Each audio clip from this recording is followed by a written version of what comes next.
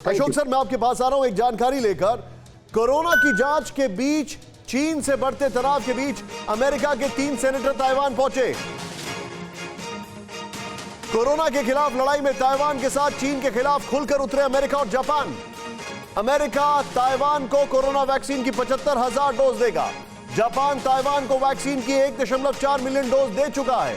Taiwan ने चीन पर अपने वैक्सीनेशन प्रोग्राम में बाधा डालने का आरोप लगाया है। मनीष झा मेरे साथ है। मनीष, अमेरिका खुलकर सामने आ गया है और हम देख रहे हैं कि इस वैक्सीन वॉर में भी चाइना ताइवान को परेशान कर रहा है। जी हाँ, बिल्कुल। देखिए, एक तरफ क्या कोशिश हो रही है चीन की कि चीन ने पूरी दुनिया को ये कहा है कि आप ताइवान के साथ किसी भी तरह से प्रत्यक्ष तौर पर या सीधे तौर पर संपर्क नहीं करेंगे, उनको वैक्सीन नहीं देंगे, उनको वैक्सीन हम देंगे।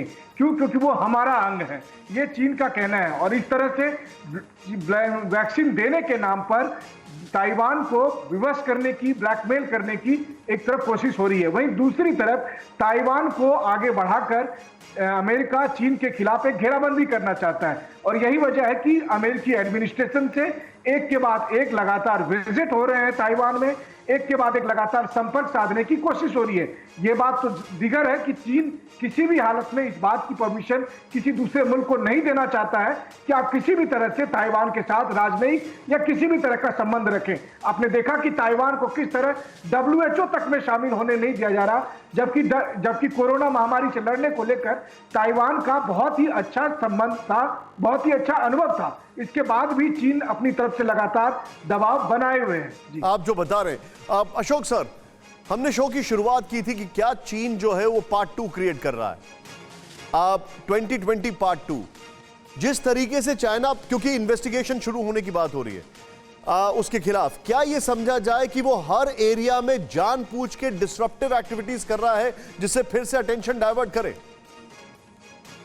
जी बिल्कुल, मेरे विचार से ऐसे ही कर रहा है। देखिए, शुरुआत में तो मेरे ख्याल से जब उसने भारत के विरुद्ध ये हमला बोला गलवान में, या मई के शुरू में यहाँ पर आया, तब उसका ये अनुमान था जो ये हमारे लिए स्ट्रेटेजिक अपॉर्चुनिटी है, क्योंकि पूरी दुनिया इस महामारी से जूझ रही है। उनके पास उनकी अर्थव्यवस्था है सब एकदम खराब हो चुकी है, भारत की भी और देशों की भी। तो जो हम चाहते हैं मनमानी वो कर सकते हैं, परंतु फिर उसको झटका लगा क्योंकि उसे मालूम चला जो ये बहुत ज्यादा उसकी तरफ से मिसकैलकुलेशन हो गई है। फिर उसने सोचा था जो कोई इसके बारे में अब नहीं बात करेगा कि WHO की टीम आ गई है, उन्होंने कहा है बहुत अनलाइकली है जो ये लेबोरेटरी से बाहर आया हो वायरस। परंतु पिछले कुछ समय में हम देख रहे हैं जो ये काफी रिसर्च पेपर्स भी आ गए हैं और बहुत सारी इंटेलिजेंस भी आई है जो वहां से ये आने के बहुत चांसेस हैं। इसके बीच में देखिए, ताइवान के विरुद्ध तो बिल्कुल वो बहुत ही उसने अपनी जो कार्रवाई है बड़ी तेज कर दी थी। और हमने देखा था जो डोनाल्ड ट्रंप के समय में भी यहां से ताइवान के साथ संबंधों को और आगे ले जाने में काफी बढ़ोतरी हुई थी।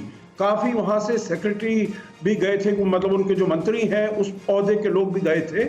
और ये बड़ी अच्छी बात है जो उनकी हौसला अफजाई के लिए, ताइवान में उनका मोराल बूस्ट करने के लिए ये 3 सेनेटर्स वहां पर गए हैं। और ये एक मैसेजिंग है, निशांत, ये एक सिग्नल है चीन को जो हम, अमेरिका जो है वो ताइवान के साथ खड़ा है। तो अगर आप वहां पर कुछ करने का प्रयास करते हैं तो आपको अमेरिका से विरोध जरूर मिलेगा, इसका आप ध्यान रखिएगा। आप जो तो ये मेरे विचार से बड़ी, आप जो बता रहे हैं आप बिल्कुल ठीक कह रहे हैं अशोक सर। और यहां पर एक चीज में जरा ऐड करना चाहूंगा। फिक्र आपकी, सोमवार से शुक्रवार रात 9 बजे सिर्फ TV9 भारतवर्ष पर।